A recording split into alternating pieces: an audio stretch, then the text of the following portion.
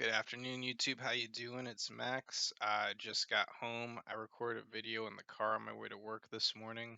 I think it was just like a life update. So just give some context. This is that same day. We're in the same collared shirt. Today I wanted to talk a bit about, I guess my job in a sense. But I kind of like I love my job. I kind of wanted to talk a little bit about um, just wastewater and water, um, just the treatment process in general. Because I think I do find it interesting, and it's something that we often kind of overlook. Just kind of like the things that keep society running. It's kind of like infrastructure. I think I mentioned one day I wanted to make a video about infrastructure, and I just think it's interesting to sort of kind of understand what's going on. This is one of those videos that I will say is a little bit on the educational side. I do have, 3.5 years of experience in the water, wastewater, utility industry. It's not like a ton of experience, but it's, enough to say where I feel like I could talk about this at like kind of like teach people a little bit about what I do, what I know. And I kind of like to start this off kind of with does anyone know like Finding Nemo? Obviously, this is a rhetorical question because it's a video, but like in Finding Nemo, there's that one quote where Nemo is in the tank and the dentist, and that Gill guy with the like scar says to him that all drains lead to the ocean. And I think this is a very good starting point to talk about the wastewater because I think this is a false statement. And I'm not trying to bash Finding Nemo. I think it's a great movie. I mean, it's a kids movie about talking fish. It's not the most realistic thing, but like as a kid when I watched this movie, you kind of grow up believing that all drains lead to the ocean. And while this is like technically true, it's kind of a plot hole in the movie because Nemo realistically wouldn't take a drain to the ocean to see his dad. If he were to do that, I don't think he would make it out alive because the sewer is kind of an interesting place. And even when I think about the sewer, I play like Dungeons and Dragons, and like you walk around through the sewers like catacombs, and like while this may have been like a thing in the old time days, I don't know, in like certain European old um, you know, places, I don't think that it's really what we actually envision the sewer being. So I think it's kind of like this misunderstood part of our society, at least, because you aren't really like walking around in a sewer completely. It's you walk around in like these little stations or like stuff like that, but it's not as like spacious as you might think, or if you could even fit it all for that matter. Anyway, a little bit of experience. I've been working in water wastewater for about 3.5 years. I basically handle like I do a lot of like planning and scheduling for maintenance in our remote facilities departments, and also some odds and ends in inspections. And you know, it- I just wanted to, I guess, explain this process of, if Nemo were a real like fish making it through a modern sewer system, would he end up in the ocean? And yeah, so that's what I want to talk about. So this whole concept, I think, is inaccurate. I mean, it's sort of like if you were to see the sewer system as your body and you were to like drink a glass of water. um sure, like the water will eventually, like, let's say it's you're still getting trying to get the water to the ocean. If you drink a glass of water, it's going to go through a lot of like systems in your body and stuff. Like it's not going to like immediately get popped out at the ocean. Even if you drink water right next to the beach, and you like were to relieve yourself in the ocean, it would make its way to the ocean.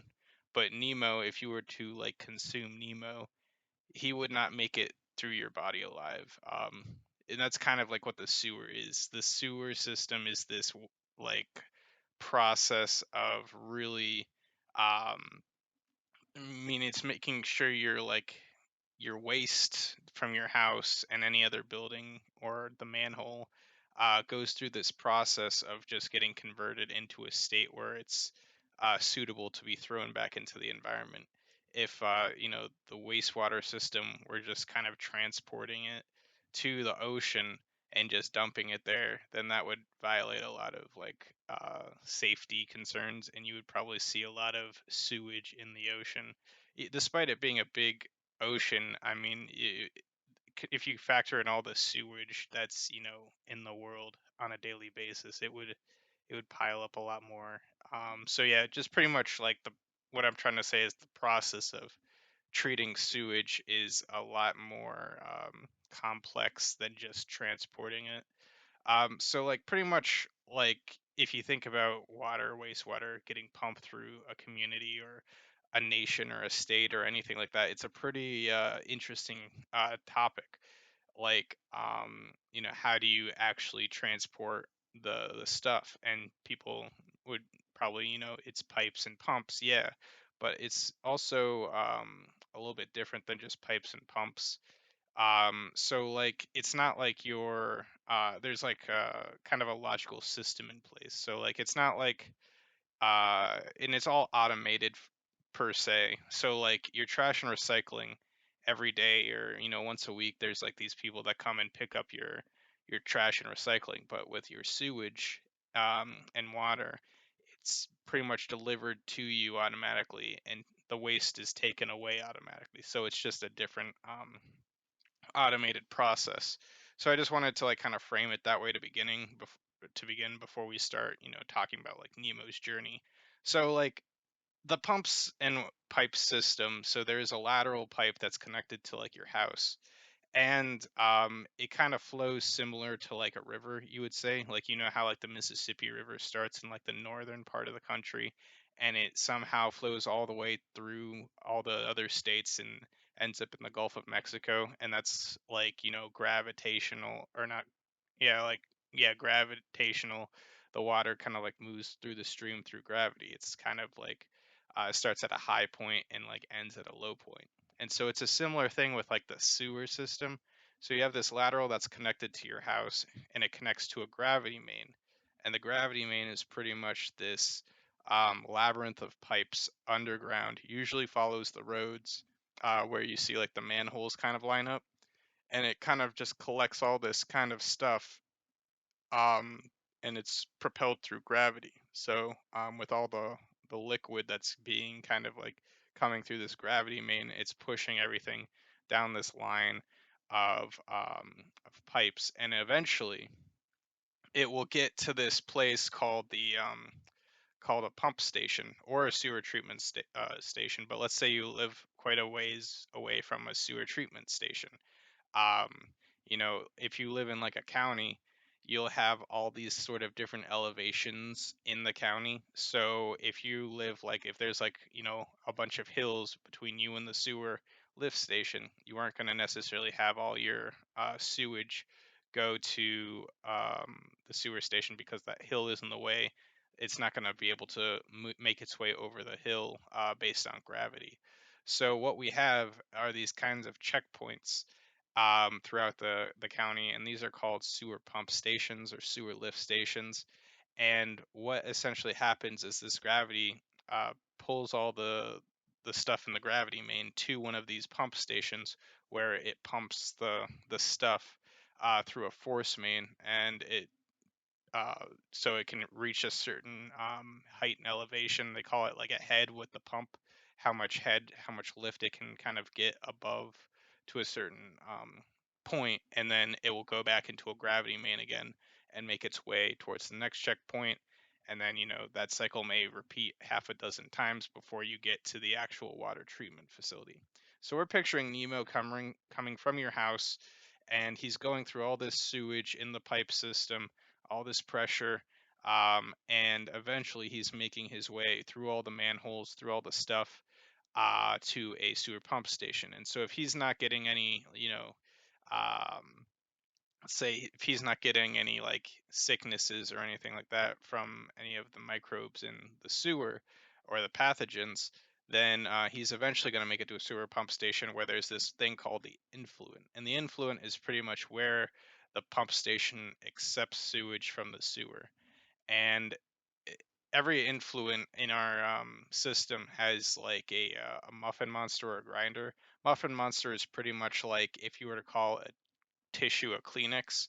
It's just like a brand of tissue Kleenexes, and Muffin Monster is just like a brand of grinder.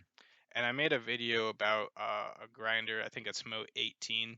You'll see how the grinder kind of operates, and it's pretty much just all these sort of like teeth, or like I would call them like cogs with like teeth on them, and they kind of continuously rotate in a way that anything that goes into it is just going to get grinded up and shredded into a million pieces.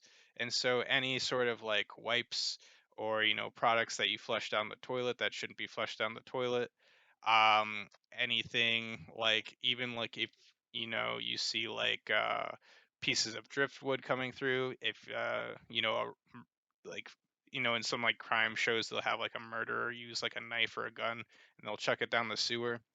People have seen handguns come up in these things, and this grinder is pretty much essentially to grind anything up into a million pieces, and then it's going to settle in the either in the manhole out uh, just outside of it, or if it goes into it, then it's going to go into this thing called the Influent wet well. And pretty much all this grinding of the stuff is going to settle at the bottom, and every now and then we get like a big truck with a big vacuum and a big tank, and we come and have the guys kind of suck it all up, just to kind of maintain it. Every now and then depends on how much flow we get into the pump stations, but some get more flow than others. But pretty much what Nemo's going to have to do before he gets to the ocean is make it through all of these pump stations and get past all the influent grinders. And the chances of him doing that are very slim to impossible, because nothing really makes it. The design of these pump stations is that nothing that's solid makes it past the grinder, because if things were to get past the grinder, it could really mess up the pumps inside of the system. And so, like, when it gets into the wet well, the pump is going to start pumping it up that force main to that peak we were talking about earlier, so that it can continue down the gravity main on the other side of the force main. So let's say Timo is, or not Timo, Nemo is like indestructible. Um, or very lucky and gets past this one. He gets pumped up to the over the hill and into the next kind of area with the next gravity main. And so he does that, 3 or 4 times. Finally, he will be able to make his way to the water treatment facility. And the water treatment facility is pretty much a pump station on steroids. So already the chances of Nemo surviving a pump station is impossible, but like that's even like harder to do in a wastewater treatment facility, which actually needs to process the sewage before it gets put into the environment one more time, including any oceans. So like the goal of the treatment facility is that there are these state regulations that we can only dispose of any water, or I guess retreated water, has to meet like these compliance standards before it even makes its way out of the sewer treatment station. So in a pump station you don't really have those kinds of requirements, because it's just kind of moving the stuff throughout the community in order to get to the treatment. So it's not actually treated at all in the pump station, it's just being relocated over those kinds of constraints of elevation. So when it gets to the water treatment facility, it's a very similar process with the whole muffin monster again, but this time it's a bit more intricate. So like you may have the grinder at the beginning crushing stuff up, but then you also have these things called strainers. And these strainers can be like, they're pretty much like if you were to cook your own pasta, and it's done boiling, it's done cooking, and you have to drain the pasta out.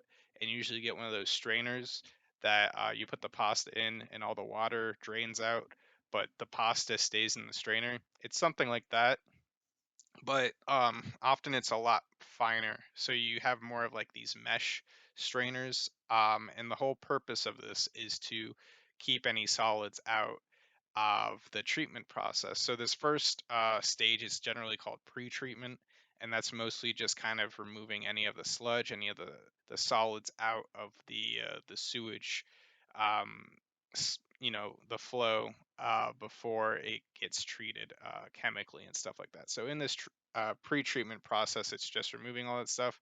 But even in these mesh kind of strainers, you still get these kind of like this grit, these crumbs, that like sandiness that still can make it through these strainers. So really, the goal of to continue in this like pre-treatment process, you first have these like strainers with the holes, but then there's inevitably this stuff that gets in to the stuff. So there's this other process in pre-treatment after that, and it's called like degritting. And pretty much you have these things. There's a lot of different types of ways of getting the sand out. The one I'm most familiar with are these membrane like thing, or no, sorry, not the, well, we have membrane ones, we have these lagoon ones, but like mostly the clarifiers and stuff like that. And these clarifiers, what really happens is like if you get all the water that goes in with the sand, you kind of let it set for a bit. You know how if you like let like seawater with like a little bit of sand kind of sit there for a bit, and like all the sand kind of goes to the bottom. It's a very similar process in these like clarifier chambers, where you kind of let the grit settle at the bottom, and then you have the water kind of remain water at the top, and it sits for a bit just to kind of like separate, and then after a while the water will kind of filter in past these clarifiers and start of go into these I would say a little bit more like more straining processes again. So they're more like aerators this time. So it strains the grit out, and then it kind of goes into these like and this is kind of where it starts to get a little bit like technical for me. I want to say like you like oxidize the water, and essentially what this kind of is, based on my understanding, is like if you add more oxygen to the water, you can create these kind of environments for these little microbes to sort of try to, I guess, like eat, I guess, these microbiotic substance get the microbiotic substances out by having these like bacteria sort of eat away the stuff.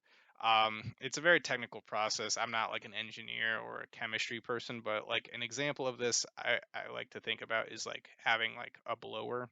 So like having this machine that like creates all this like air into the water to, move it around and then kind of go into this like digestive state. It's a bit technical. Recommend looking it up. The whole point of this is really like, Nemo's not going to survive this whole process, and it's just kind of like interesting to like see that there's like this whole like process, I guess, that goes into it.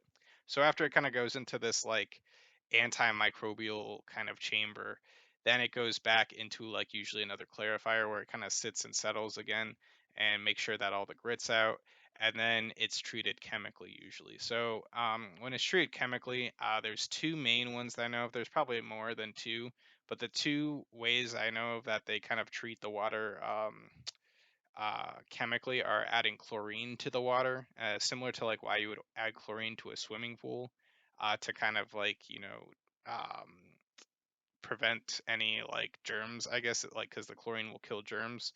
But the thing is, if you add chlorine, then you also have to dechlorinate the water after that. So pretty much there's like a whole nother process for dechlorinating the water. And then the other one I know of is they use like these really bright UV bulbs that kind of like kill just like any germs, because it's just so bright, and like sunlight, it's like just destroys anything. You can't even really look at it because it's so bright. So in these UV chambers, it just like kind of like shocks and it like disinfects the water essentially. And I think there's this another process called like ozone, which like uses like some sort of like electricity or something, but I am not like an expert on that part. I mostly just plan this work to be done. So I've heard these terms before, but and I kind of remember the it's like the water cycle but with a lot more steps, and it's very complicated. But essentially the whole point of me talking about this is to, kind of like open that door of being like, oh, this is kind of like what I do. This is what how water and wastewater, kind of the treatment process works. The water process actually is a lot different than the wastewater treatment. This is just kind of wastewater for the purposes of this. But and also just to show you that like Nemo would not actually get to the ocean and survive. Just because, like, if the grinder doesn't kill him, then there's no way he's getting past the strainers. If the strainers don't kill him, there's no way he's getting past all the pressure and the stuff, and there's no way he's getting past all the like disinfectants of, UV lights and making it out alive. So pretty much, yeah, that's just kind of like what I wanted to talk about in this video. I think I'm on like 79 videos. So we're really making it up there. I might make one more video today just because, I really want to get to that 100. I still don't know if I want to, how I want to, what I want to do with the channel after that. Um, but again, this isn't is kind of technically an educational video, but not really. I, take what I've said in strides more, like big picture stuff. It's not really about like, I'm not going to be throwing any good one-liner quotes about this wastewater treatment process. Anyway, I hope you're having a good day. I'll catch you later. See you.